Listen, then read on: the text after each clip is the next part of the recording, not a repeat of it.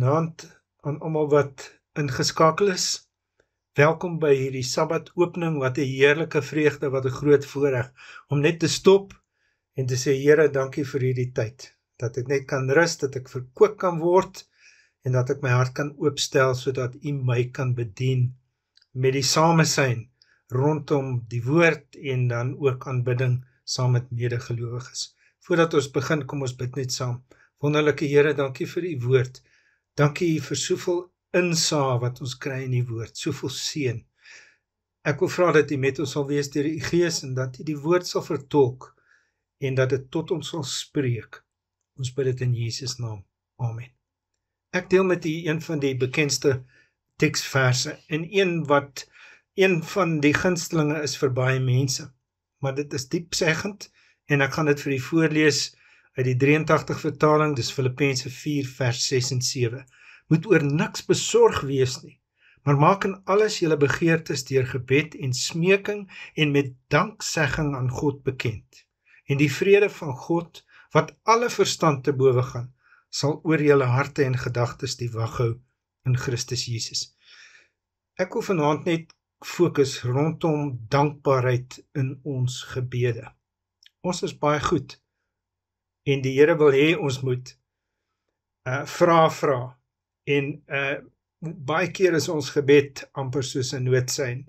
Bel die brandweer, bel die ambulans, daar's moeilikheid, help Here, of Here, ek wil dit hê of dat, of wat van dit of dat, asseblief Here, ek wil hê met hier en daar vir my intree in die lewe. Ja, ons is goed daarmee om die dinge wat ons kwel aan die Here te bring, en dit is so, ons het daai voorreg, die Here nooi ons onvoorwaardelik om te kom na die troon van genade in tyd van behoefte. Maar, daar is 'n ander sy van aanbidding en gebed. Dawid sê in Psalm 50 vers 23, die offer wat my eer is 'n dankbare hart. Gehoorsaam my en ek jou God sal my krag toon om jou te red. Danksegging in ons gebede is om God te erken as die gewer van alle goeie gawes. Nou, julle weet self, dat as 'n mens iets vir iemand koop, 'n geskenk, is daar amper 'n groter vreugde vir die een wie die geskenk soek, dit toedraai en dan wag vir die regte geleentheid om dit vir iemand spesiaal te gee. En so sê Paulus ook in Handelinge 20:35, dis meer geseënd om te gee as te ontvang. En dit is so, die gewer kry amper 'n groter seën. Nou, God wil hê dat ons in sy teenwoordigheid moet kom met danksegging. Psalm 100 vers 4, gaan sy poorte binne met danksegging, sy voorhoewe met lof, dank hom en prys sy naam.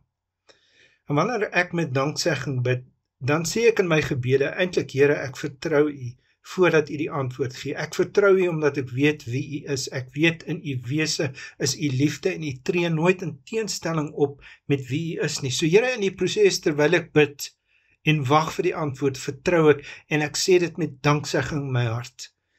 Here, ek wil myself herinner aan U getrouheid. U is die God wat dieselfde is gister, vandag en môre. U doen stand aan dit wat U sê. U het my in die verlede gehelp en daarom sê ek dankie dat U ook nou vir my gaan intree en my gaan help. En dan soms wanneer ons moet wag en ons nie die hand van God sien nie of ervaar nie en dink dat God dalk van ons vergeet het, weet ons, kan ons dit in danksegging sê, Here, U is steeds goed. U ken die einde van die begin af. U weet wat is beste vir my. Ek wil in danksegging my vertroue in U plaas en weet dat U weet wat vir my goed is. So danksegging verhef God. En dit is amper soos wanneer 'n mens met 'n verkyker kyk na iets. Jy weet, jy kyk deur die klein glasgedeeltes en dan die grootes agter, die vergroot die beeld. Maar as 'n mens baie keer die verkyker omdraai en jy kyk deur die groot lens met die klein lense onder, dan verklein dit 'n beeld. En ek kan my indink dat toe Dawid vir Goliat gesien het, alhoewel hy amper 3 meter hoog was, het Dawid nog steeds die groot reuse figuur van sy God gesien, wat almagtig groot was, en wat Goliat verdwerg het, en het 'n ou klein muggie grootte. So hy het vertroue gehad in God. Nou, danksegging versterk ook ons geloof. Ons sien voorbeelde van Jesus, hoe hy gebid het, die wonderlike wonderwerk in Johannes 6, waar hy eers vir sy vader gedank het vir daai ou 5 broodjies en 2 vissies, en gesê, dankie my Vader, en nadat hy gedank het, sê die skrif in Johannes 6 vers 11, het hy dit vir die disippels gegee, om uit te deel aan die mense. En dan ook in Johannes 11:41, met Lazarus se dood, bid Jesus, Vader, ek dankie dat U my gebed verhoor het, en toe roep hy Lazarus uit die graf uit tot lewe. So, danksegging is 'n houding van geloof. Dit sê, Here, ek glo, ek vertrou dat U gaan optree. En wanneer ons gebed met dankbaarheid meng, dan verander dit ons twyfel in vertroue. Here, dankie dat U hoor wat ek sê. Dankie, Here, dat U besig is om dit uit te werk. Dankie, Here, dat U beloftes waar is. Alhoewel ek nie U hand nou kan sien nie, weet ek dat U gaan uitkoms gee. Here, ek weet dat U aan die werk is, word verheerlik, Here, deur dit wat U gaan verrig. En Jesus se wonderwerke was nie exhibitionisme nie, dit was om behoeftige mense te seën en die Vader te verheerlik in dit wat hy gedoen het. Nou, danksegging bring ook vrede. Vers 7 van Filippense 4 wat ons gelees het in die begin sê, en die vrede van God, wat alle verstand te bowe gaan, sal julle harte en julle sinne bewaar in Christus Jesus. Ek wil vir u sê, dat vrede 'n kommoditeit is wat ernstig op soek is in die wêreld waarin ons leef. Ons weet dat die beste mense gestuur word na Gaza toe, en Israel toe, en die Oekraïne en Rusland toe, om vrede te probeer bespreek en te bevestig. Nou, my vraag is, kan ek 'n stukkie vrede koop en vir jou sê, hier is vrede. Ek koop nou vrede, hier is vrede, ontvang vrede, asseblief. Ons kan dit nie so doen nie. Vrede word nie so ervaar nie. En dis eintlik vir my die beeld wanneer ek dink aan vrede en snoesigheid en tevredenheid, die beeld van 'n moeder met 'n ou babietjie in die arms, styf toegedraai in 'n kombersie, net klaar gevoed, die oogies is toe en die babietjie lê rustig. Daar's nie 'n sorg nie, daar's nie 'n kwelling nie, daar is niks wat bedreig nie, daar is tevredenheid, 'n ekwilibrium van net stil wees, net rus. Dis tevredenheid. Dis vrede. Dis vrede. Dis 'n ervaring wat 'n mens meemaak. En God sê, wanneer ons probleme en wanneer ons gebede met danksegging aan hom bring en dit by hom los, dan is die gevolg, die seën, die gerusstelling wat ons ontvang, is vrede, omdat die almagtige God, die soewereine God van die heelal, ons God is, my God is, jou God is, die God is, met wie ons kommunikeer en tot wie ons bid. En dit bring geweldige vrede, en ek dink ons moet onsself herinner aan, dit klink eenvoudig, maar ons vergeet, dis die almagtige, die groot God, met wie ons gesels, en dis in sy plan en sy wil, om ons te help en te seën. Daar's baie stories in die Bybel, wat dankbaarheid toon, en een wat kragtig uitstaan is die verhaal in Lukas 17 van die 10 melaatses. En waar daar net een teruggekom het, en terloops, dit was die Samaritaan, dit was die vyand, dit was nie die uitverkore, die Israeliet nie. En Jesus sê vir hom, waar's die ander 9?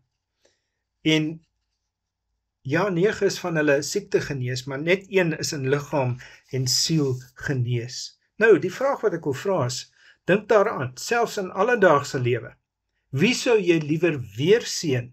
Die een wat nooit dankie sê nie, of die een wat jou geskenk opreg waardeer? En dit is so.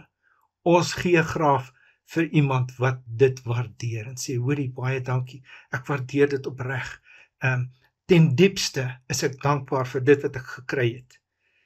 En daarom sien ons dat Dawid in Psalm 103 vers 2 sê, loof die Here o my siel en vergeet geen een van sy weldade nie.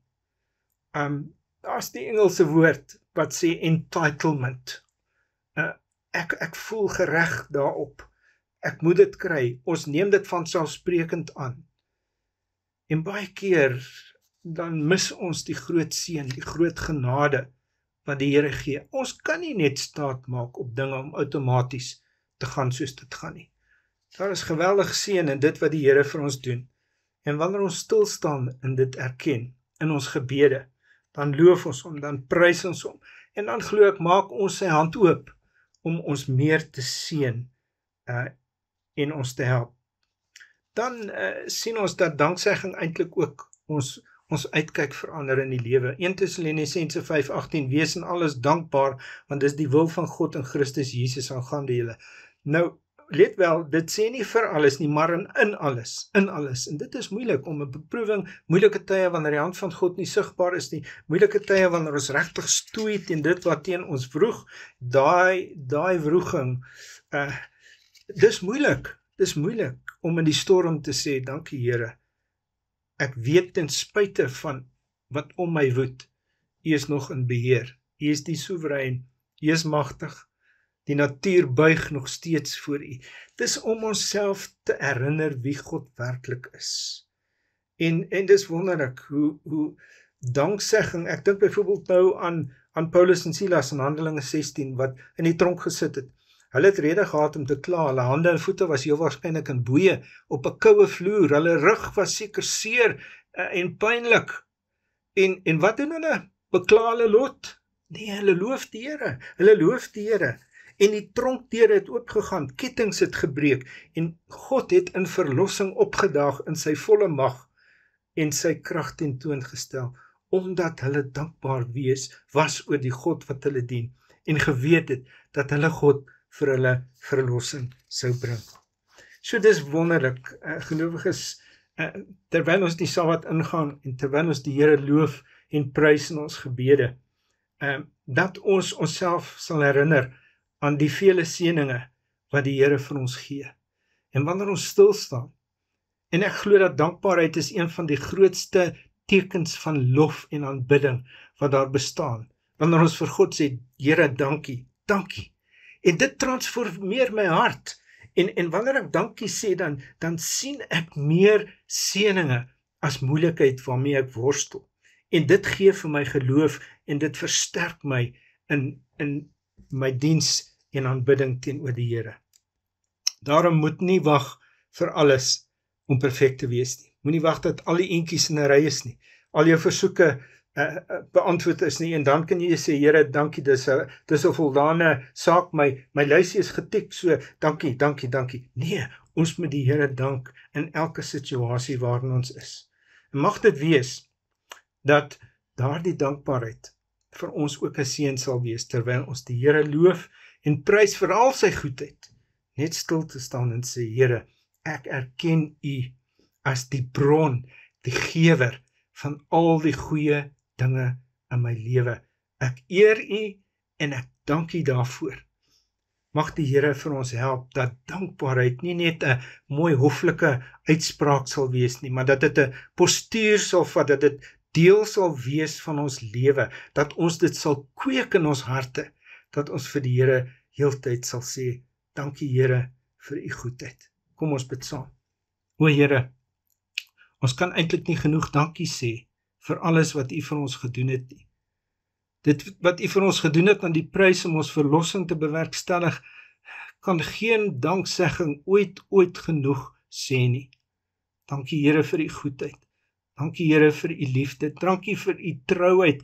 U trou is soos die son wat elke môre opkom. U is werklik dieselfde gister, vandag en môre. En ons skep moed, Here, want ons dien 'n getroue God. Aanvaar ons lof, aanvaar ons aanbidding, aanvaar ons dankbaarheid teenoor U, in Jesus naam. Amen. Mag die Here U seën, en mag U 'n wonderlike Sabbatdag ervaar.